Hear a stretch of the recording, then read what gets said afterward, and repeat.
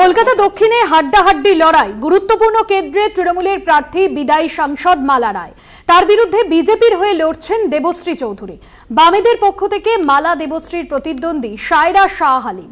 রাজনৈতিক মহলে ভদ্র এবং অভিজ্ঞ বলে পরিচিত মালা রায়।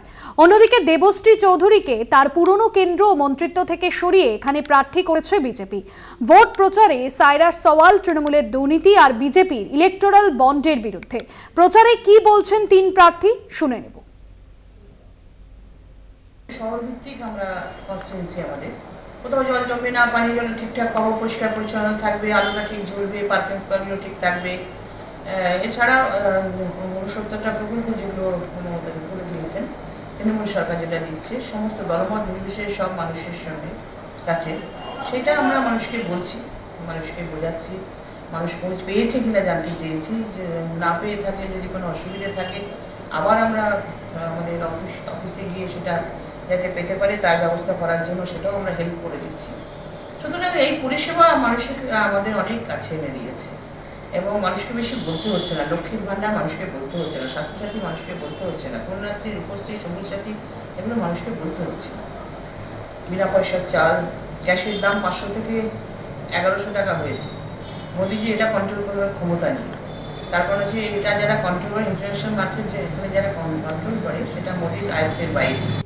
সে তার গত 2.5 বছর মন্ত্রী থাকাকালীন তাকে কেন, এটা মানুষের প্রশ্ন উঠেছে, সেই জন্যই বলছি কথাটা, যে 2.5 বছর মন্ত্রী থাকার ফুল মন্ত্রী হতে পারলেন না কেন পুরো সময়ের জন্য?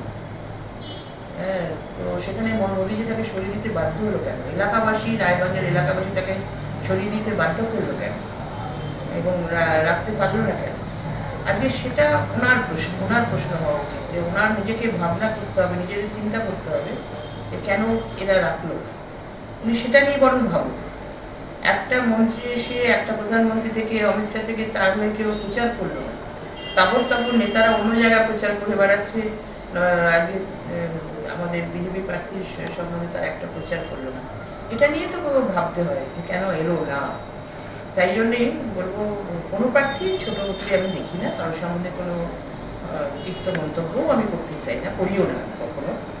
আমি দুটো পার্টি মোটামুটি আমাদের এগেনস্টে আছে, তারা নিজেদের প্রচার করুক, তাদের নিজের অনেক ইস্যু থাকতেই পারে, তারা সেই ইস্যু নিয়ে প্রচার করুক, আর আমি আমার ইস্যু নিয়ে প্রচার করবো, আমার উন্নয়ন নিয়ে প্রচার করবো, সেটা নিয়ে মানুষের কাছে প্রচার শেষ দাও। কি প্রচার করছেন, কি বলছেন মানুষের কাছে? একটাই কথা, যে অনেক আপনাদের ইস্যু আছে, সেই ইস্যুগুলো আপনারা একে একে তুলে ধরছেন, আমাদের সামনে আসছেন। দুর্নীতি নিয়ে একের পর এক প্রমাণ সহ আপনারা আসছেন। সেই দুর্নীতিটাকে যাতে আমরা সম্পূর্ণ বন্ধ করতে পারি, তার জন্য আমাদেরকে সুযোগ দিন। মোদিজিকে একবার মোদিজি স্পর্শ এনে দেখুন দক্ষিণ কলকাতায়। মালারায় অভিযোগ করেছে, যে প্রশ্ন করা হয়েছিল আপনার বিষয়ে, তখন তিনি বলেছেন যে ওনাকে কেন ওনার বাইরেগঞ্জ থেকে সরিয়ে নিয়ে আসা হলো, কেনই বা উনি পুরো টার্ম মন্ত্রী থাকতে পারলেন না, এই নিয়ে প্রশ্ন করেছে। কি বলবেন? পুরো টার্ম কেন মন্ত্রী থাকতে পারলেন না সেটা ওনাকে জবাব দেব না। আমাদের দলে কোনো পোস্ট পার্মানেন্ট বা পৈতৃক সম্পত্তি হয় না। আমি শুধু নয়, 13 জন মন্ত্রীকে সরিয়ে তাদেরকে দায়িত্ব দেওয়া হয়েছে অন্য কাজে, এবং তাদের মধ্যে ভারতবর্ষের টপ যারা মিনিস্টার, রবিশঙ্কর প্রসাদ থেকে প্রকাশ জাভড়েকরের মতন ক্যাবিনেট মিনিস্টাররা আছেন। কেউ এই ধরনের বালক সূচক কথা কেউ প্রশ্ন তোলেনি, শুধু তৃণমূল ছাড়া। দেখছেন নিয়োগ দুর্নীতির কারণে 26,000 মানুষের চাকরি হারিয়েছে, এখানে 8,000 স্কুল বন্ধ। আর ইলেকটোরাল বন্ডের কথা তো আপনি জানেন। তো সিপিএম একমাত্র পার্টি আছে যে কোনো ইলেকটোরাল বন্ড, কোনো দুর্নীতিকে মানে না। ওই তো মানুষের সাথেই কাজ করতে চায়, ওনার উন্নতির জন্য, শিক্ষার জন্য। আপনি যা ইলিগাল কনস্ট্রাকশন দেখছেন, এতগুলো বিল্ডিংস তৈরি হয়ে যাচ্ছে প্রত্যেক দিন। তো ওই সব দুর্নীতির বিরুদ্ধে লড়াই করতে হবে। আর ছেলে মেয়েকে আপনি যা দেখছেন, এত শিক্ষা খারাপ হয়ে গেছে, খারাপ বেহালা বিধায়ক তো জেলে, আমি আর কি বলবো। তো এইসবগুলোকে নিয়ে লড়াই করতে হবে।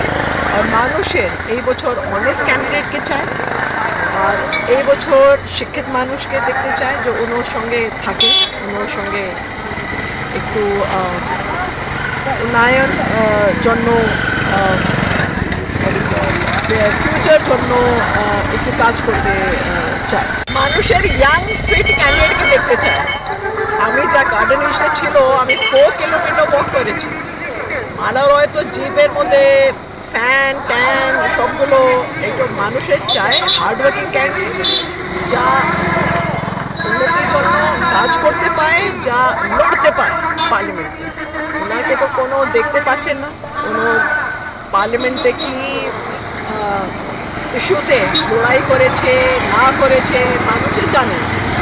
আমার তো পুরো ডিবেটস ইউটিউবে আছে, আপনি গুগল করুন, every debate under the sun is there regarding fascist policies of Modi, regarding NRCCA. I've stood against it.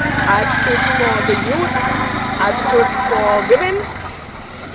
এই লড়াই প্রত্যেক মা বোনের জন্য লড়াই, এই লড়াই প্রত্যেক সন্দেশ খালির মা বোনের জন্য লড়াই, ইউথের জন্য লড়াই। So people want a young fit candidate who is vocal about it.